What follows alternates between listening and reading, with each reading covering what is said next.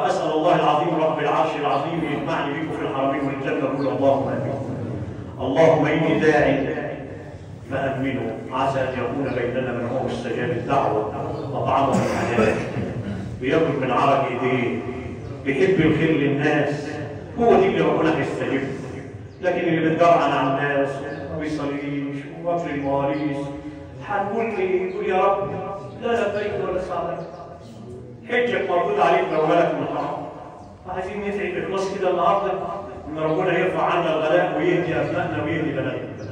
اللهم يا حنان يا منان بالصلاة على النبي المصطفى العدنان، نسألك يا الله أن تجعلنا من أهل السلام وأن تسلمنا من كل شر ووباء وأن ترفع عنا البلاء، ارفع عنا كل بلاء، انتقم من المحتكرين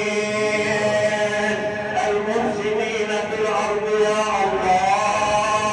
اللهم عليك بمن يظلمنا في أوقاتنا وفي أمواتنا وفي أموالنا. أنزل علينا من السماوات من الرحمات واكسر لنا في الأرزاق يا الله، واطعمنا بالحلال واغننا عن الحرام، واحفظ أبناءنا من كيد كل شيطان، واهدهم واهدي بهم إلى العمل بالقرآن والعلم وهدي النبي المصطفى العدنان. اللهم بلغنا رضاه وارحم آباءنا وارحم أمهاتنا فقد سبقونا إليه، كانوا كالدين في الدنيا لا يشتكون، كانوا يكدحون من أجلنا فركونا حتى الحلال.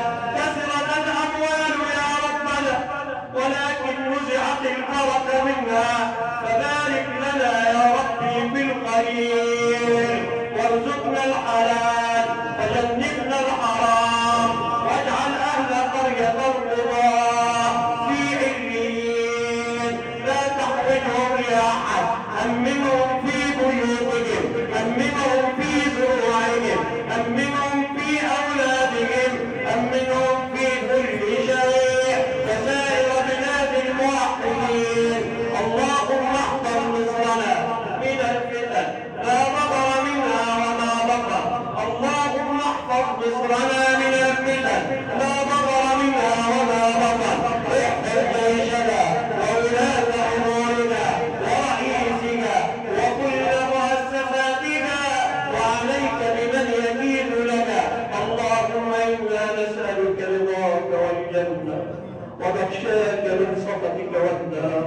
اللهم اغفر لهذا الجمع الكريم، هذا الجمع الكريم الذي أقبل عليك اليوم في يوم الجمعة، فاغفر لصغيرهم وكبيرهم، واجمعني بهم يا ربنا في روضة الحبيب محمد وبالطواف حول بيتك الحرام.